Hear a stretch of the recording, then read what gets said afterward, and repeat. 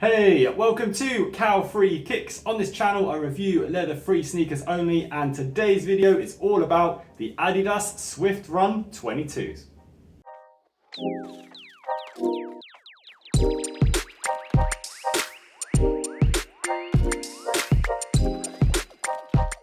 If you're new to the channel and you've not seen one of my videos before, I always look into 5 different categories when I review a pair of sneakers. Then at the end of the video, I will give these Adidas Swift Run 22s an overall rating out of 5 stars that will hopefully help you to make a decision on whether or not you want to buy this pair of shoes. If you do like what you see as you're going along, please do not forget to click the little thumbs up like button below on your device. And if you have not already and you want to show some more support, just click that little subscribe button below as well. Now let's not hold this review up any longer. Let's kick it off straight away by checking out these Adidas Swift Run 22s on feet.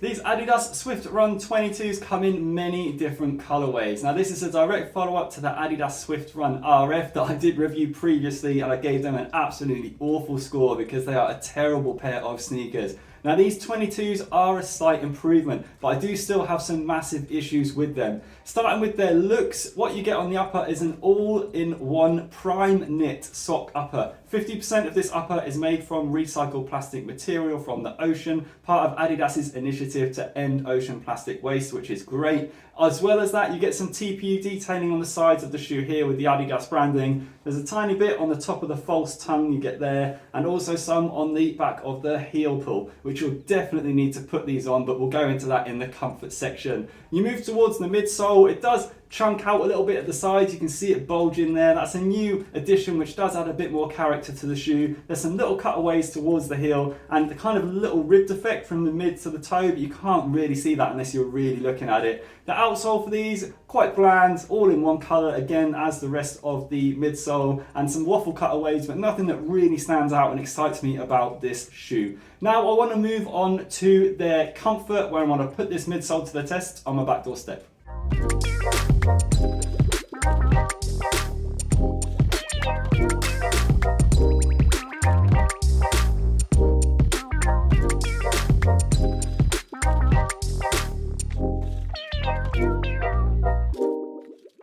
You can see from the step test that there is some bounce and responsiveness in this unnamed EVA midsole, but like all unnamed midsoles, they're unnamed for a reason because they really don't have any standout characteristics. They definitely ride on the firmer side, but you do get a small amount of give in them, especially the midfoot and the heel. But as it tapers off towards the toe, this midsole unit really loses everything and it does get very flat. But they're definitely an improvement on the original RFs that were as hard as a plank when you walked in them. They absolutely gave you nothing back. Now, like I've just mentioned, there is a lot more cushioning towards the heel of the shoe, and it definitely pinces off towards the toe. That does put your foot in quite an aggressive forward position when you're walking, so you do feel like you are being pushed forward. Now these are a running shoe, so that's definitely going to help you with propulsion, but as an everyday wear, I didn't find that sensation that comfortable when I was walking along, to be honest. I always felt that my toes were getting forced towards the end of the shoe. Now comfort wise, I'm a perfect fit UK size 10 lengthwise, and I do have slightly wider than normal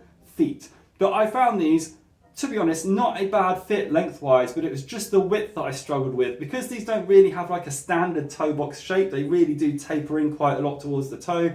You don't really get that much room in there. So if you do have wide feet, I'd definitely go half a size up on these. And also because your foot is pushed forward quite a lot, if you don't like them fitting quite snug, again, definitely go half a size up. And also, just one thing, these are an absolute nightmare to get on your feet. This opening at the top, there's absolutely no elasticity towards this at all. Yes, that's going to help with support, but these laces are here to make sure that they're tight enough. They're such a difficult shoe to get on your feet. This heel pull is definitely needed, and it's definitely going to take you some time to get them on and off. Now I want to move on to their weight, where I'm going to pop them on the scales.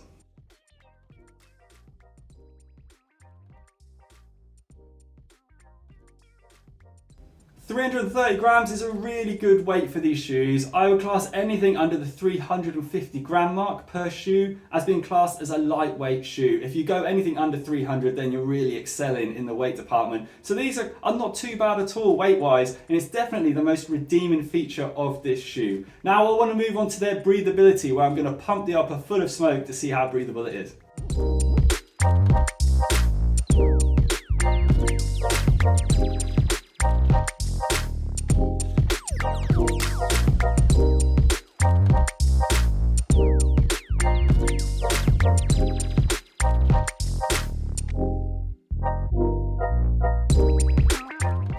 So this is where the white fabric that you can see here on the inside of the shoe, that is an inner liner underneath this incredibly well perforated prime knit fabric, becomes a massive issue with breathability. You could see from the video there that no smoke escaped at all. It's because that inner white lining is so dense. I don't know what that fabric is. It's some kind of synthetic fabric, but it is just gonna make your feet so moist, hot and sweaty when you're wearing these for any activity. I just don't think they've really thought this sneaker through. Why put a prime knit upper that's fully perforated on top and then line it with something that isn't breathable at all? I just think Adidas have completely misjudged this shoe, to be honest. Now, these do come in at £75.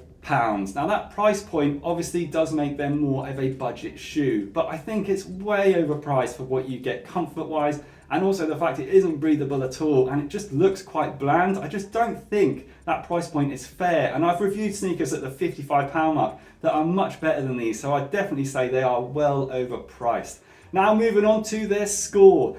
I can't give these sneakers any more than 2 stars, and that is purely because the looks have been upgraded since last time, and also the weight for these is very good, but in every other aspect I just think they fail massively. And the one thing I just can't get my head around with these sneakers is why have a perforated prime knit recycled upper and then line it with a fabric that is so dense that has zero breathability? I just don't get what this shoe is supposed to be used for. It is a running shoe, but if you do wear it running, you're just going to get really hot, sweaty feet. And they're not waterproof, don't get me wrong. If they had another redeeming feature, like the fact that that material is in there doesn't make them breathable, but makes them waterproof, yeah, I could get alongside it.